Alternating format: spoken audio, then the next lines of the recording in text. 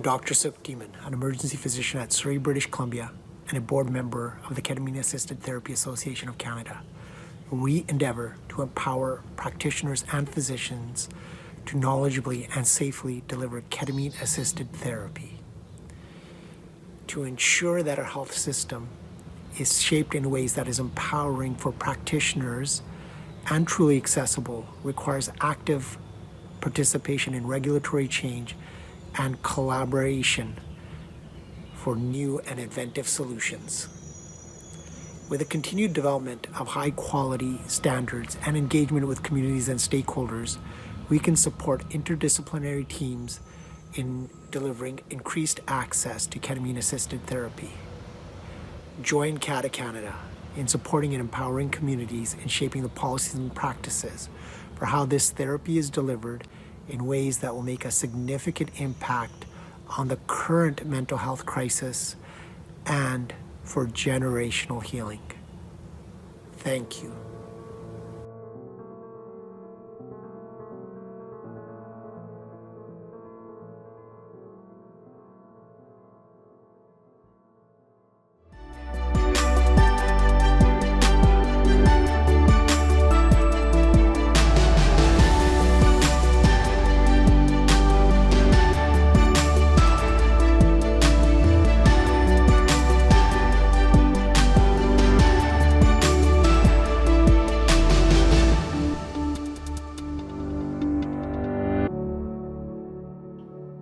Hello everyone tuning in for World Psychedelics Day. My name is Shannon Smedella and I am the host and spokesperson of World Psychedelics Day as well as the CEO of Insight Global. And I just wanted to say thank you to everyone who has tuned in from all over the world today to honor and to give reverence to these very sacred medicines. So thank you for watching, thank you for being here with us, and a very special thank you from Insight Global.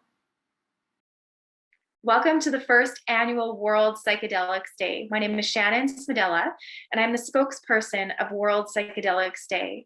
I'm pleased to be your host for the discussion today with Dr. Gabor Mate.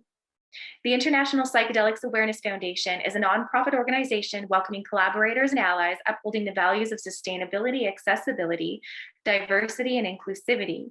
Any funds raised from this event, which is offered for free to you today, will help offset the cost of production. So thank you for being here because your participation and donations make it all possible. Without any further ado, it is my great pleasure to introduce our guest for today's discussion, Dr. Gabor Mate. Gabor Mate is a retired physician who, after 20 years of his family practice and palliative care experience, worked for over a decade in Vancouver's downtown east side with patients challenged by drug addiction and mental illness. The best-selling author of 4 books published in 25 languages, Gabor is internationally renowned as a speaker and highly sought after for his expertise on addiction, trauma, childhood development, and the relationship of stress and illness. His book on addiction received the Hubert Evans Prize for Literary Nonfiction. For his groundbreaking medical work and writing, he has been awarded the Order of Canada, our country's highest civilian distinction, and the Civic Merit Award from his hometown of Vancouver. So Gabor, thank you so much for joining us for the inaugural World Psychedelics Day. We really appreciate having you here, and we have some wonderful questions for you. So we'll go ahead and get right into them here. And the first one I have for you has to deal with the mental health crisis that we're currently in. So before the pandemic, the World Health Organization said we were in a worldwide mental health crisis. And there's been a reported increase in mental illness during the pandemic. Just here in Canada, a very shocking recent study revealed over half of Canadians are depressed, and almost 1 in 4 people, 23%, felt that they would be better off dead or thought injuring themselves. Recent reports suggest that the prescription of antidepressants is at an all-time high, And in the UK, it says it's the biggest hit to mental health since the Second World War. So I'm wondering, how do we begin to deal with this problem and what can be done? Well, thank you. That's a typical question as to how we can deal with something, but that's not the right question. The right question is, how do we understand it? What are the sources of it? If we don't understand the origin of something, we can't very well deal with it. Mhm. So these trends of increasing rates of mental health diagnoses have been going on for decades now. And they pretty much correlate with neoliberal economics, which have made more people stressed, has increased inequality, has isolated people more from one another because of the breakdown of social services and the breakdown of communities, so people are more alone, has put more stress on people, has taken away a lot of people's sense of meaning and connection because whole industries have been devastated. And so mental health conditions. And furthermore, it's put a lot of stress on young families. So children are growing up under more and more stress situations, which means that their brains are being affected by stressful stimuli so that the various brain chemicals that are implicated in mental illness, like serotonin or dopamine or endorphins, these are being affected in their development by early stress in an increasingly stressed society where parents are less and less available to meet their children's needs, emotionally speaking. And then you add COVID on top of that. So all this is rooted in deep social dynamics. And there's no way to solve the mental health problem simply by isolating the problem from the context in which it develops. So we're looking at broad social solutions here. And this being a program on psychedelics, um, the reason there's such interest in psychedelics is because the response of the mainstream healthcare system, particularly the mainstream mental health care system, is so inadequate because it's so unaware of the actual causes of problems. And there's a little word I haven't even used, which is trauma. And if you look at the basis of all mental health conditions, as a British psychologist, Richard Bentall, said that the evidence for childhood adversity being that the source of mental health conditions is as strong, at least, as the evidence behind cigarettes causing lung disease. But these connections are not made by mainstream medicine. Traumatic conditions are generated by society. So now we've got a huge problem and we're bereft of solutions. Absolutely. Thank you so much for that. So we have a huge problem and we have certain tools that can be used for solutions. And we'll talk about those in a moment here. You mentioned, going to the root cause and the medical system. Is there any hope, for the future? What would it take to really kind of rewire and rework the system? Well, we're not just talking about the medical system, we're talking about the system in general. But specifically, we're talking about the educational system, the medical system, the legal system, the childcare system. We're talking about all that stuff. And none of them get the stress trauma piece. They all look at behaviors or mental health issues as either willfully chosen misdemeanors, or they look like in the schools, they punish kids, for not being able to pay attention, which their minds can't because they're too stressed. Mhm. In the courts, we punish people who are traumatized and therefore become addicted to soothe their pain. So that the medical system is only one part of it. Now, how do you change it? Is that you have to become trauma informed, you have to become stress informed, you have to become informed in what conditions do human beings need for healthy development. And those conditions begin actually in the womb, because already stress on pregnant women increases the risk of a child developing mental health conditions later on. Mhm. There was a study that came in within the last week that showed that stress on the pregnant woman shows up in how the adult, now grown up adult, 45 years later, handles stress. 45 years later. So when we're talking about prevention, You can't just restrict it to the medical system. You got to look at the whole culture and the whole society, which actually happens to be what I'm working on right now, because these statistics that you listed, I've gathered them myself because I'm writing a book now called The Myth of Normal Illness and or Trauma, Illness and Healing in a Toxic Culture. So I'm in the business right now of looking at this whole thing and trying to make some sense of it. So the solution can't be just within the medical field and or just within the healing field, because it's a bit like you have a leaky boat, you know the analogy, with a huge hole at the bottom, and then you got a teaspoon and you're ladling the water out. Well, that's good to ladle out the water, but how about patching up the hole? And that's way beyond just the medical system. Mm-hmm. Absolutely. Well, I do want to touch on a few things that you mentioned there, and one of them was trauma. And you said that not everyone traumatized becomes addicted, but everyone addicted was traumatized. Yeah. So we are seeing addiction rates soar with the growing opioid crisis across North America. And those are the addictions that are socially visible and obvious. So are we in an epidemic of trauma? Well, yes. We're an epidemic of trauma and then stress, which then exacerbates the original trauma. And when you say those are the only visible addictions, that depends on how you define addiction. Mm-hmm. More people die of tobacco than die of opiates. Every year in Canada, 70,000 people die of tobacco smoke related diseases. Mm-hmm. Something like that. Maybe I have the number wrong, but it's huge. In the US, it's 10 times that number. Mm-hmm. So Not nearly as many die of opiates. Now, I'm not minimizing the opiate crisis, but I'm saying that the addiction crisis goes way beyond the question of opiates. It involves alcohol and tobacco. It involves addictions to gambling, porn, shopping, eating. Look at the obesity epidemic. So addictions go way beyond just the identified illegal drugs. And yes, we're in an epidemic.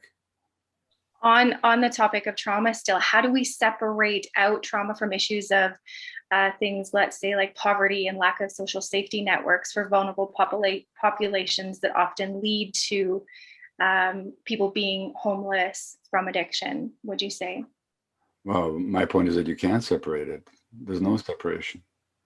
So we got a society that generates poverty amidst all this wealth. Mm-hmm. We generate poverty for people. We generate poverty specifically or more particularly for the most traumatized people in our society. For example, our native indigenous population in Canada or the States for that matter. We then punish people for turning to substances to soothe their pain, which was imposed by the culture. So the more we hurt people, the more we punish them for being hurt. Mm-hmm. And that's the logic of our system. So we know we have a huge problem on our hands here. When we look at the solution, as it's World Psychedelics Day, let's talk about how psychedelics may help overcome trauma, depression, and addiction. Can psychedelics with integrated therapy be a relief for the current epidemic of addiction, depression, and mental illness? No. And the reason is why not is that there's no way to make them available in such large numbers as is required. Mm-hmm. So they're not the answer to an epidemic. The answer to everything has to be social, on a level of social health, because you'll never have enough adequately trained people to conduct such sessions, and you'll never have the funding to pay for these sessions. Like, look at the well demonstrated value of MDMA in treating post-traumatic stress disorder. It's 2 therapists over 6 hours, 4 times for one person. Now, I know they're going to develop some group methods, and I think that could be very effective in my judgment. So we can reduce the price, but at the very best, it'll be a solution that's available for some people, but not for many. So it's not a solution to a pandemic or an epidemic, but it can be the solution to a lot of individual suffering. And it's it's a solution that goes way beyond the possibilities offered by the psychiatric medications now available, which don't heal anything. They're not designed to. They're designed to control symptoms and to be taken chronically. And very often people are told, you take this forever, otherwise you're bipolar or your psychosis or your ADHD or your depression or whatever is going to flare up again. The fact is, with psychedelics, I've seen people heal from such conditions so that they don't have to be on chronic medications. Mhm. Now, again, it's no panacea, but the possibilities offered by psychedelics on the individual level go way beyond anything that Western medicine can even dream about or even wants to. Because what pharmaceutical companies wants to dream about a medicine that you only take a few times? Like for example, I've seen the studies, but I've also seen it personally, the capacity of iboga to heal opiate addiction. Mhm. Now, again, there's no panaceas, and you have to do integration and deal with the underlying trauma, all that. Having said that, iboga offers possibilities. Let's say it offers a 40% possibility or 50, it's something like that, probably. What company wants to manufacture a substance that the person only uses twice Yeah. or maybe four times? Let's put them on Suboxone instead, which they have to take for the rest of their lives, or methadone, or something like that, or Mhm. depression. What company wants to manufacture a substance like ayahuasca that you have a couple of ceremonies, or three or four, and your depression lifts? And I've seen that over and over and over again. There's no profit in that. So I mean, the system doesn't even have an incentive too much, Mhm. which is, by the way, not totally true because now that psychedelics are becoming more popular, there's all kinds of money jumping on the bandwagon and establishing clinics and treatment centers and so on in the hopes that things will become more legalized and more generally available. So that's not a bad thing in itself, but it'll never reach the masses, not the way the economy is constituted these days. Mhm. And for the medical system to embrace these, they have to go through these double-blind, forever studies. Well, I don't need them. I've seen ayahuasca heal a lot of people. I've seen people become better from physical health conditions that Western medicine has completely given up on. So I don't care about the studies. When I say I don't care about them, they can be useful in guiding us how to use medications, but I don't need a stitch more proof that these substances can be helpful. Do you think anytime down the road, even if it's 10, 20 years, that these can eventually be implemented into the social system where they can be available to people of all levels of society? Well, I mean, there are already clinics established on that possibility. So I'm involved with one of them here in Vancouver.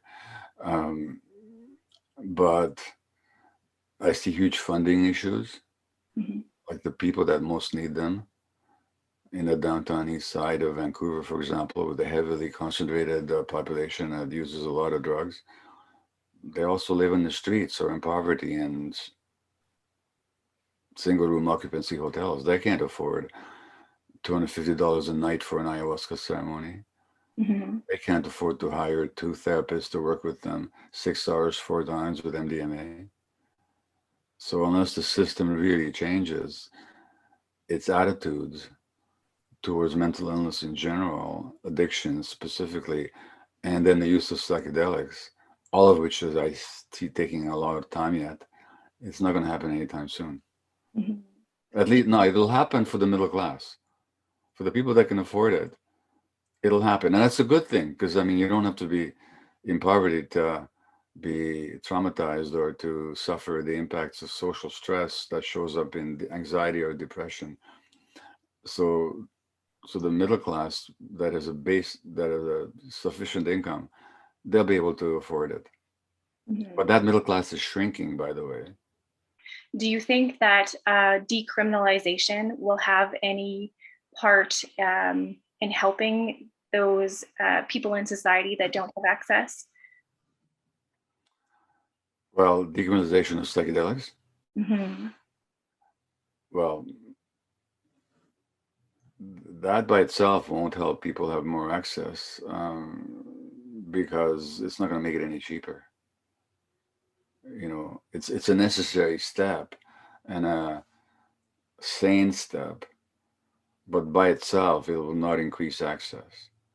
Mhm. Increasing access has to do with a whole social transformation in terms of how we treat people and where we put our resources.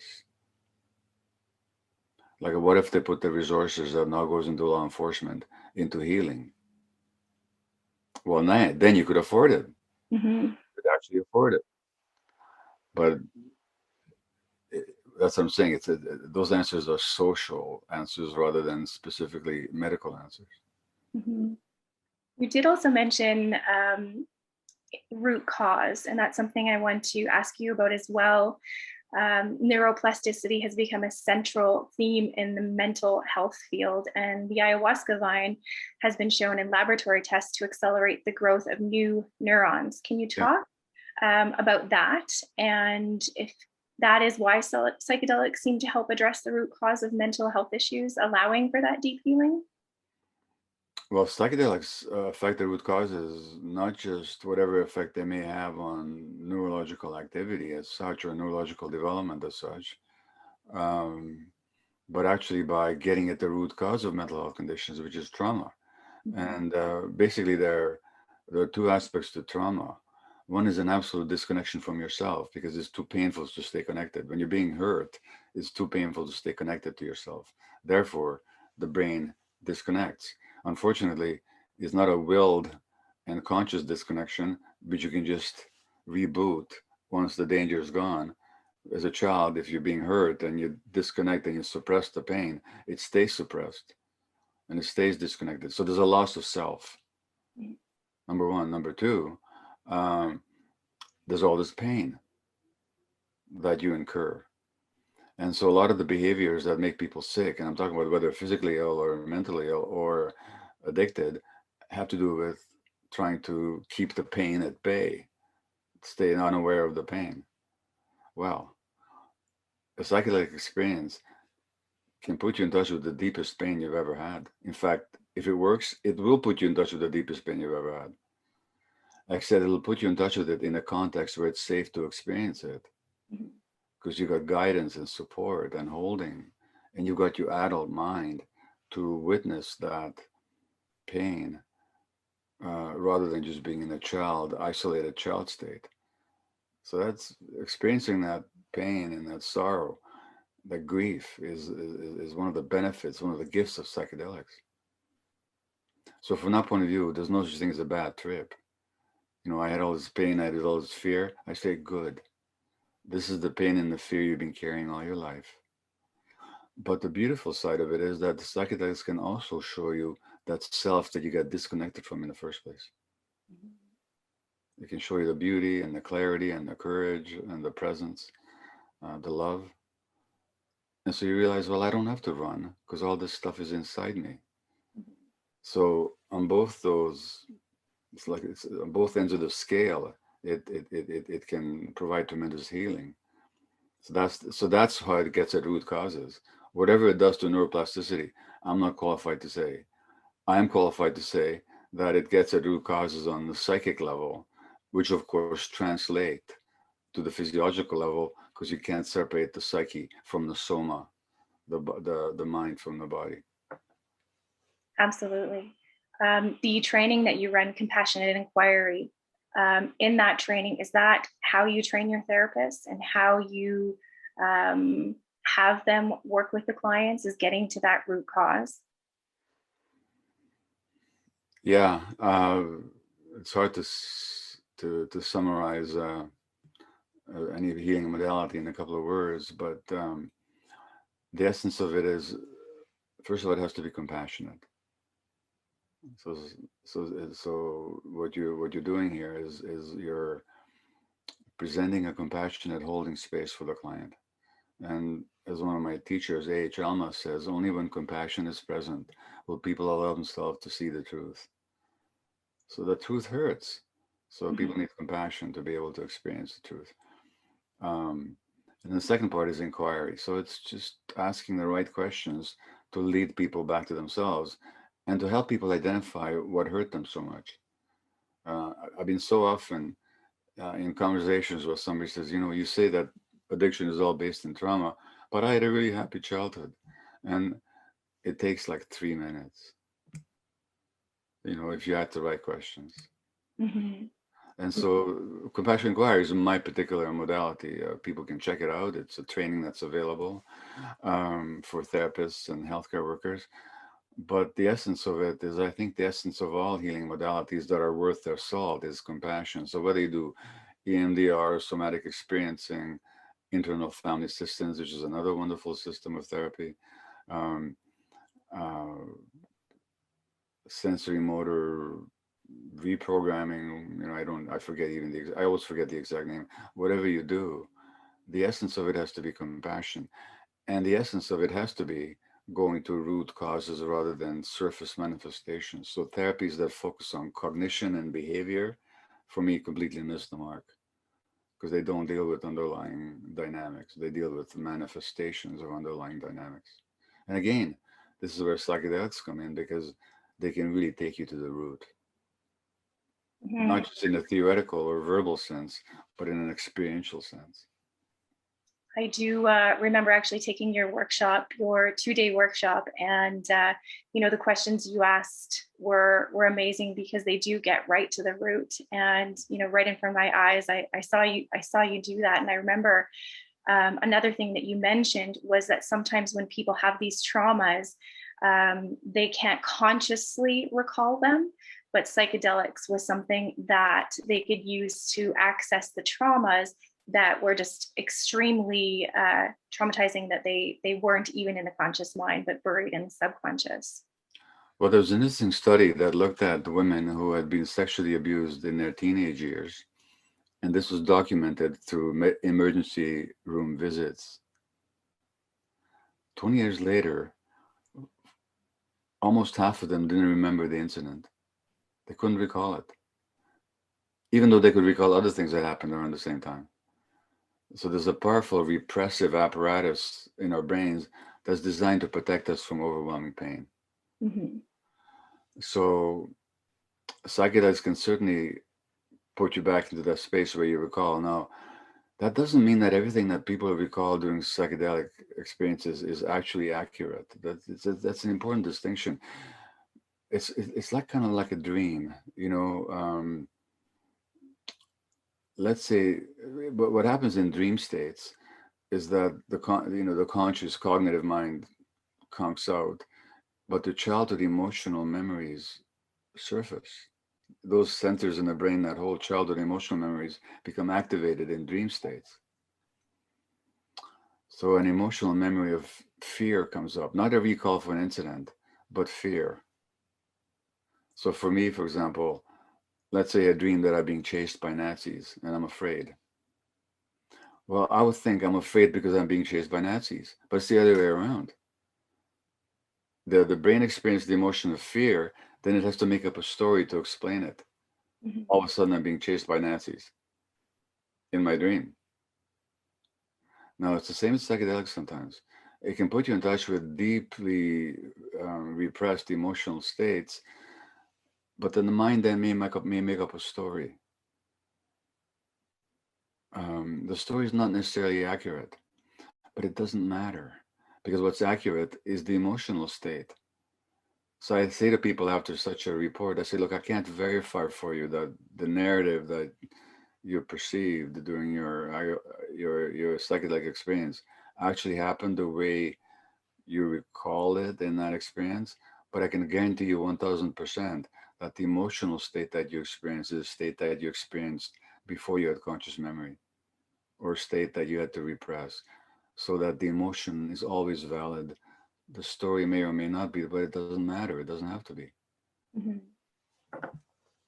Is that, would you say, why it's so important for people going through these experiences to work with a therapist? I'm wondering, what is the role of the therapist, the shaman, or the doctor during and after a person's psychedelic experience? Well, a shaman and a therapist, they're not the same thing, first of all. So the shamans, they're deeply trained in certain traditions, Mm-hmm. and they've been through hell themselves in order to heal. So they work on a totally different level. I mean, I've worked with shamans. They tap into your energies. They work energetically. They can sense your energy that you don't even know is there. Mm-hmm.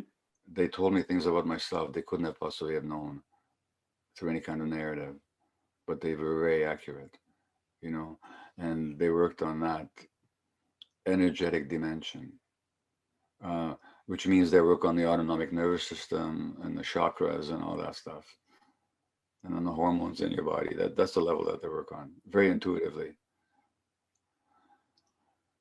But they're not therapists. Now, in the Western world, complex, civilized creatures that we are in this toxic culture, uh, we need therapy as well to integrate. So when I've led ayahuasca retreats, my role was not as a shaman, not in the sense of dispensing uh, the plant or conducting ceremony, but in the sense of helping people develop an intention beforehand and deciphering their experience afterwards. And then it comes the job of integrating what you've learned into your actual life, because you have the most, it's like in the spiritual experiences. People have the most beautiful spiritual experiences when they're meditating. That's very nice. Then they go shopping and somebody steps on their foot and they're back in their untransformed state. So integration, whether it was spiritual experience or psychedelic experience, is really the key. So the real work begins after the experience. Mm-hmm. Thank you for sharing that. Um, when people are going to these ceremonies and working with shamans or therapists or doctors, are there any kind of particular psychological problems that psychedelics won't be beneficial for? In the present context, yes. So in the present context, I'd be very concerned about somebody with a bipolar history if they did at least ayahuasca. I don't know about MDMA. I mean, I'm not an expert enough on MDMA to say so. Or people with psychosis histories, because they can be triggered into a psychotic state. Now, that would not be a problem. I think actually it would even have great possibilities if there was a holding environment that could take care of them for a long time afterwards, where they could actually settle safely. Mm-hmm. I actually think that could have healing. That's my gut sense. But in the present context, we don't have those holding situations. Right. People go home into their communities or non-communities. So in a present situation, people with those extremes of mental distress are probably taking a risk. Um, but I'm speaking specifically of ayahuasca, which is what I'm most familiar with, but I don't know what people who experience with mushrooms or say MDMA would say. I don't know. So that aftercare time is crucial then, that integration time. Well, the aftercare time is crucial, but people who triggered into those psychotic states, there's no venues to provide aftercare. Mm-hmm. That's why I'd be very not that I would be. I am unwilling to guide people with those histories in ayahuasca ceremonies because I don't know what protection and support I can offer them afterwards. Mm-hmm. In fact, I know that I can't give them the protection and support they need, Mm-hmm. which would take months, maybe longer. This question is in regards to some of the changes that you might have seen people undergo.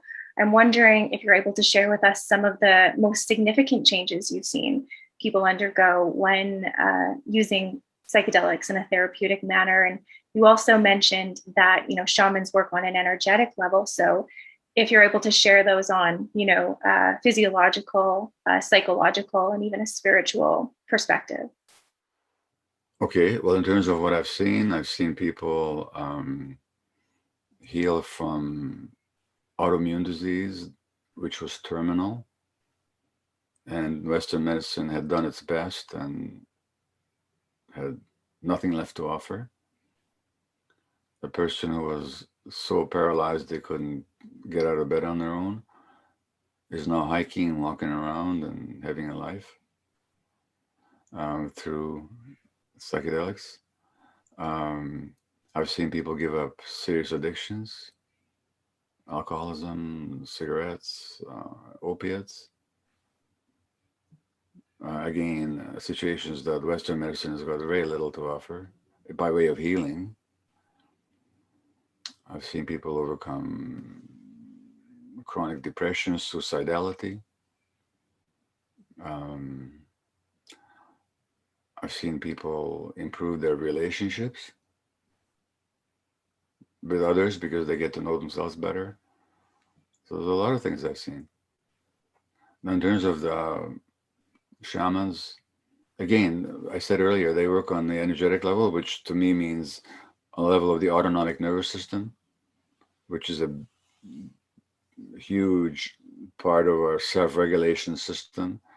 It governs our heart and our guts and our lungs and so on. And it's totally connected to our emotions. So shamans certainly work on that level.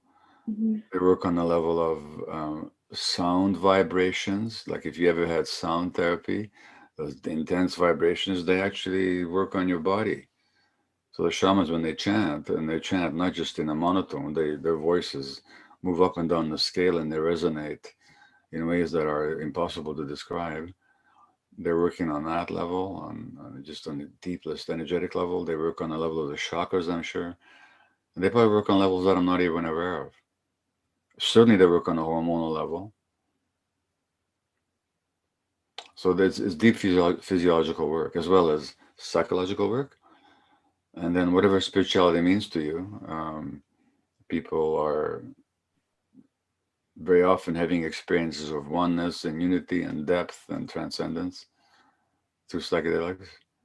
I've been, my brain has been very resistant to all that. So people are having these ooh and ah angels visiting entities showing up, jaguars, anacondas, speaking to them. Me, I just sit there with a bellyache, you know. But so, so people have all kinds of experiences.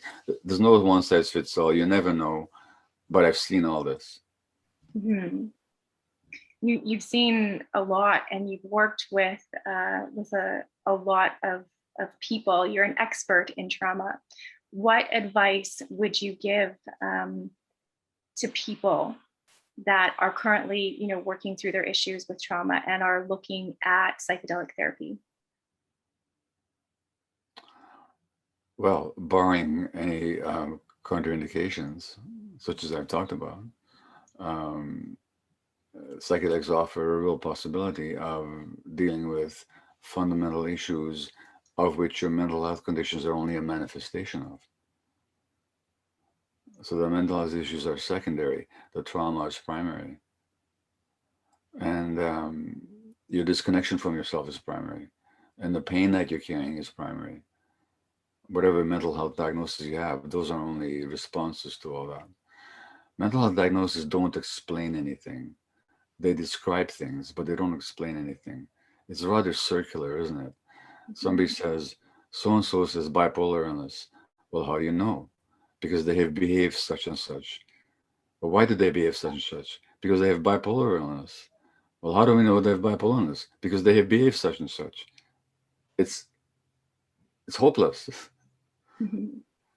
On the other hand, if you look at their histories, might there have been a time in the developmental period where they felt extremes of elation and of suffering, and the environment wasn't able to regulate their emotional states because it wasn't supportive enough. Aha. In other words, trauma. Mm-hmm. You know. So what I'm saying is that yes, there's real possibilities with the psychedelics.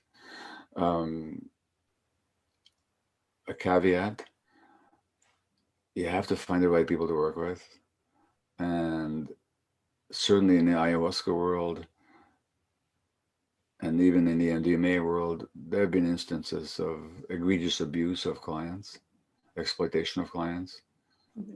sexually, for example. So you have to find the right people to work with. You have to really pay attention to your gut feelings. Really do your due diligence, especially when it's still sort of semi-underground or Mhm. largely underground. Uh, do your due diligence as best you can. Most practitioners, as always, are dedicated and skilled, but there are always people who might be skilled but lack integrity, or people have integrity but they don't have skill. Do you ever think it'll be normal for people to have psychedelic assisted therapy? Well, it ought to be. It ought to be. Um, a lot of people are invested in making it happen. They're putting in a lot of dedicated work.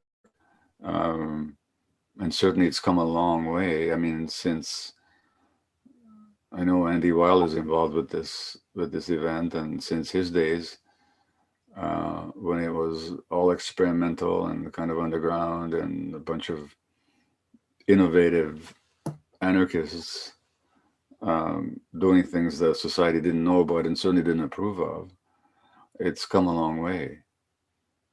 So, yeah, I believe it'll happen. Whether or not I live to see it happen, that's a different question. Mhm. I have no idea. Mhm. But if you talk to Rick Doblin, is he a part of this program? Yes. Yeah. Mhm. Well, Rick is like a Energizer bunny with endless optimism. He has to be because he's such a mover and shaker, and he's created so much possibility, and is continuing to create so much. So nobody who doesn't have that sense of urgent optimism, coupled with real practicality, could have done what he has done. Um, so yeah, I do think it'll at some point become normal, thanks to the work of people like Rick and Andrew Weil and others. How soon? We'll see. Mhm. Absolutely. Well, thank you for that. And I know we've only got you for another minute or so here. And this one kind of refers to your book, When the Body Says No, when you Mm. talk about uh, physical illness as well in there. Can you, if you have time, talk a little bit more about the connection between the mind and body and spirit causing physical disease, how that's related to trauma, diseases, such as cancer, and could psychedelics play a therapeutic role even for physical illness? Well, let me give you a very specific example. You know how MDMA has been very promisingly demonstrated to help heal post-traumatic stress disorder. There was a study that came out no more than 2 years ago from Harvard that showed that women with severe PTSD have double the risk of ovarian cancer. And the milder the PTSD symptoms were, the less risk they had of ovarian cancer. Now, if that was the only study ever done, it should have sent every physician in the world running to figure out the mind body connection. Because what clearer demonstration can you have? Now, the physiology is very straightforward. Emotions are not simply abstract mental events. They have a powerful physiological, hormonal, neurological, immunological dimension because the mind and body are one. They can't be separated in real life. Yet Western medicine has no idea how to work with that connection. A lot of health conditions, chronic health conditions, like autoimmune diseases and malignancy, have to do with the mind-body unity and with the role of unresolved emotions and very often childhood trauma. That's what I show in my book, When the Body Says No. The research is overwhelming. It's not even controversial. For my new book that I mentioned earlier, which will be published next year, I've gone through the latest literature. The studies keep coming in and coming in and coming in all the time, indicating not just the mind-body unity, but the very physiological dynamics through which mind-body unity functions, through the immune system, hormonal apparatus, the nervous system, through the triggering or the shutting off of certain genes, through the effect on our chromosomes. I mean, just a million pathways that have been worked out to illustrate, not illustrate, but to map out the mind-body unity Okay, now given that's the case, how would psychedelics not be potentially helpful? Mhm. If we know that psychedelics are potentially helpful, more than potentially helpful, in treating PTSD, how would they not be potentially helpful in treating all manner of conditions that are related to trauma and stress and unresolved emotional issues? I was going to say it's a no-brainer, but it is a brainer because it all functions through the brain and its connections with the heart and the gut and the nervous system, the immune system, hormonal apparatus, all that. Mhm. And given that the mind is inseparable from the body, how could any modality that beneficially and effectively works with the mind not have a powerful impact on the body? As I've already demonstrated when I told you about this case of severe autoimmune disease, this person would no longer be alive but for psychedelics. Mhm. By the way, you might, if you're a skeptic and saying, how does he know? He knows because he spoke to the woman's doctor. I actually checked out that because, the story is so amazing that I said, okay, let me talk to your physician. And not Well, that I didn't believe her, but because I was going to write about her, I wanted to document it. well, that's definitely good news because I know we're also in a chronic illness epidemic here as well. Absolutely. And all for the same reasons that I mentioned earlier. Mhm. It's a function of the society that stresses and isolates and traumatizes people Mhm. and then has no idea how to look after them. Yeah. Well, we thank you for your time. I do have one final question here, if you have time to That's what you said last time. answer. But I'll let you get away with it. Okay, thank you. And it actually has to do in regards to human beings being wired for happiness. You've previously said this, and why do you think we're wired for happiness? What we're wired is for love. We're wired for connection. We're wired for empathy. We're wired for meaning and purpose and transcendence. We're wired for all that. Mm. Uh, those are needs that we have. When those needs are met, by definition, then we're wired for happiness because all those things lead to happiness. But um, when our needs are not met, then we're wired for disaster. So happiness is an outcome. We're not wired for outcomes. We're wired for certain states of being Mm. that are natural to who we are. I mean, and those states being realized depend on certain conditions being present. When they're not present, then the wiring leads to unhappiness. For example, there's a system in the brain for that a great scientist, Jack Panksepp, calls panic and grief. Okay, now we're wired for panic and grief. Now, what does that mean? We're also wired for something called care. Now, care is the system, the brain system that leads a parent to take care of a small child, or for an adult to take care of another adult, or human beings to take care of each other. There's a system in the brain that system for it to develop has to have the right conditions. It Mm. doesn't automatically develop. Now, the panic grief system is there for a very necessary purpose. It's to, when a baby is lacking connection or is left alone, they should panic. Because when they panic, they're going to scream. And when they scream, the parents should come running and pick them up. Mhm. Grief is when that connection is lost. So that system is good because it protects us. But triggered too often, because our needs aren't being met, those systems lead to anxiety and depression. So it's all a question of how our wiring is honored or not honored by the environment. Mhm. Well, thank you, Gabor. It has been a pleasure being able to be here with you, and thank you so much for your support of World Psychedelics Day and answering these questions. And we look forward to your next book coming out, and I know you have your movie being released shortly here as well. Yeah, this film is called The Wisdom of Trauma, and go to the website www or just thewisdomoftrauma.com, and they'll see a trailer and how you can sign up to see it. Wonderful. Well, thank you so much. Is there anything else you wanted to add, or? Well, in the film, there's actually a psychedelic session that you can witness. Somebody with cancer. Oh, Yeah. No, thank you. It's been a very complete conversation. I appreciate the opportunity to speak with you, and all best with the day that you have all organized. absolutely. Well, thank you again so much, Gabor. Take care. Bye-bye. What a wonderful, important discussion with Gabor Mate. So that wraps up our panel today.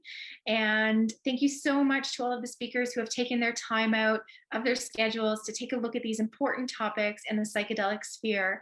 Thank you to all of our sponsors for World Psychedelics Day and everyone that has contributed to make this happen. And thank you to all of you for tuning in. Happy World Psychedelics Day.